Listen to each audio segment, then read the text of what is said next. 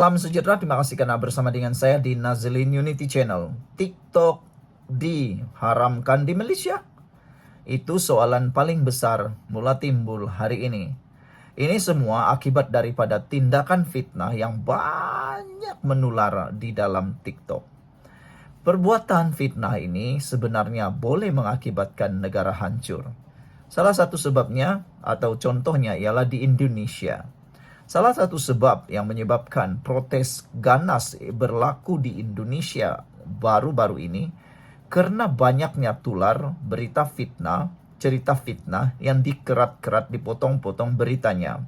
Bayangkan kejadian 5 menit dipotong jadi 2 saat. Bahagian panas itu saja yang dikirimkan, bahagian yang selebihnya dibuang. Manakan tidak, rakyat marah akhirnya. Manakala tindakan TikTok pula yang tidak mendengar nasihat kata Fahmi Fadzil menyebabkan 76.002 kandungan dipadamkan. Mungkinkah TikTok akan disekat? Saudara, dalam tempo 8 bulan bermula 1 Januari lalu, sebanyak 76.002 kandungan diturunkan daripada platform media sosial yaitu TikTok.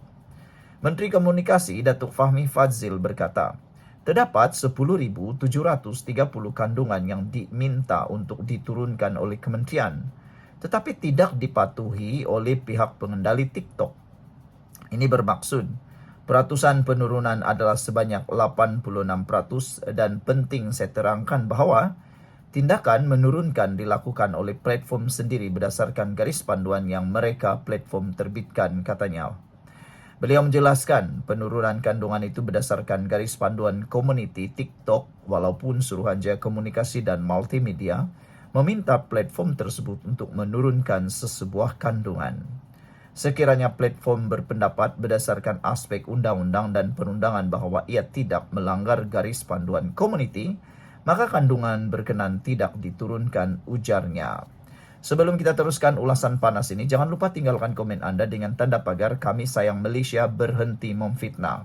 Saudara, izinkan saya dulu untuk kongsikan kepada Anda semua ini terapi imun Transfer Factor for Life. Terapi imun yang meningkatkan daya imun badan kita sehingga 400%.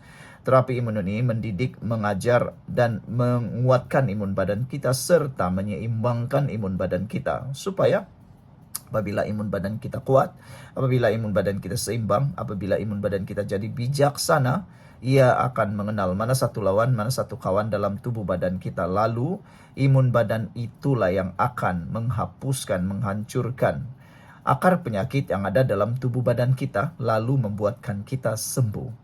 Cepat dapatkan produk yang hebat ini melalui nombor telefon saya yang tertera. Ingat, produk ini lulus KKM, diperakui oleh dokter-dokter di seluruh dunia dan juga halal.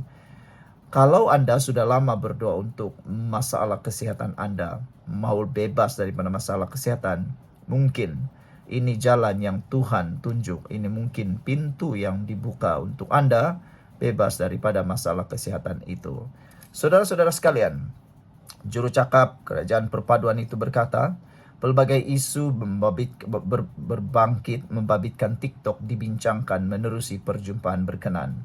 Ia khususnya kes jenayah cyber dan bully cyber kerana platform itu dilihat tidak proaktif bagi membendung masalah terbabit.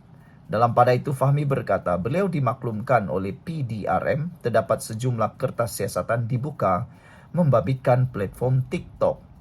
Pihak TikTok sangat culas, sangat lewat untuk memberikan maklumat untuk mengatasi masalah scam bila ia berlaku. Jadi, kita serahkan kepada Jabatan Siasatan Jenayah dan Jabatan Siasatan Komersial serta MC-MC bagi meletakkan perkara untuk diutamakan pihak TikTok supaya kita dapat segera selesaikan masalah ini. Menurutnya, pihak kerajaan setakat ini tidak bercadang mengenakan tindakan sekatan ke atas TikTok, memandangkan aplikasi itu juga banyak memberi manfaat termasuk pendapatan tambahan kepada masyarakat. Tambah beliau lagi, isu sebenar yang perlu diberi perhatian adalah berhubung masalah penipuan dan bully cyber serta pematuhan pihak TikTok kepada undang-undang negara. Sekian dulu untuk kali ini. Jangan lupa tinggalkan komen Anda. Bye-bye. Salam sejahtera, terima kasih kerana bersama dengan saya di Nazlin Unity Channel.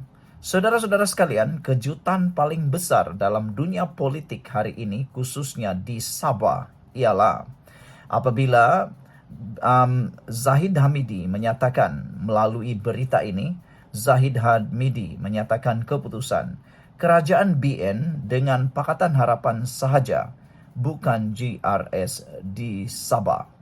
Kerjasama BN dengan PH sahaja, bukan GRS di Sabah, kata Zahid Hamidi. Apa akan jadi dalam pilihan raya akan datang di Sabah ini? Adakah dengan pengumuman Zahid Hamidi ini akan menyebabkan GRS tumbang di Sabah? Adakah dengan kerjasama Pakatan Harapan dan BN ini membuahkan hasil dan akan menggugat kerajaan GRS di Sabah? Anda boleh tolong tulis dalam ruangan komen di dalam media, dalam komen ruangan ini. Satu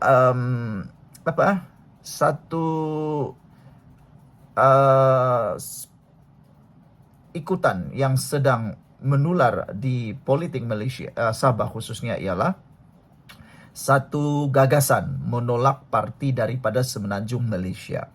Dan jika dilihat dalam Barisan Nasional ada satu parti dari Sabah, kalau saya tak silap hanya PBRS.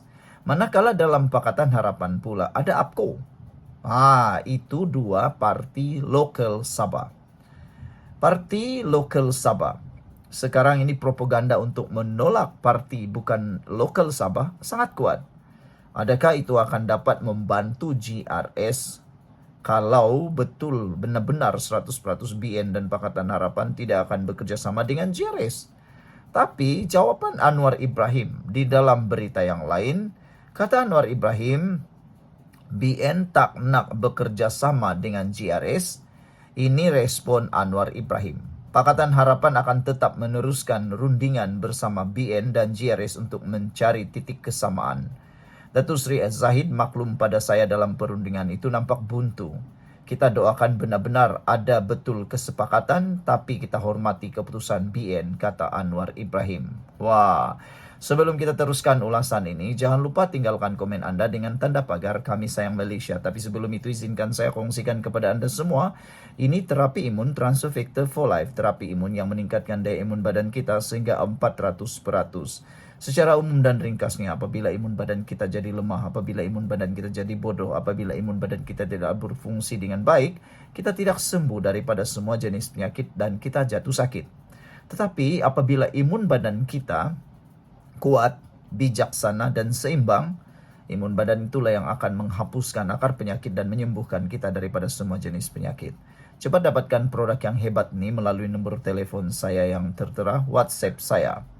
Saudara, produk ini lulus KKM, diperakui oleh dokter-dokter di seluruh dunia dan juga halal. Mungkin ini jawaban kepada doa Anda selama ini yang mau sembuh atau lepas daripada masalah kesehatan Anda. Presiden UMNO merangkap pengerusi BN Datuk Seri Zahid Hamidi telah mengumumkan bahawa BN hanya akan bekerjasama dengan Pakatan Harapan di dalam pilihan raya negeri Sabah.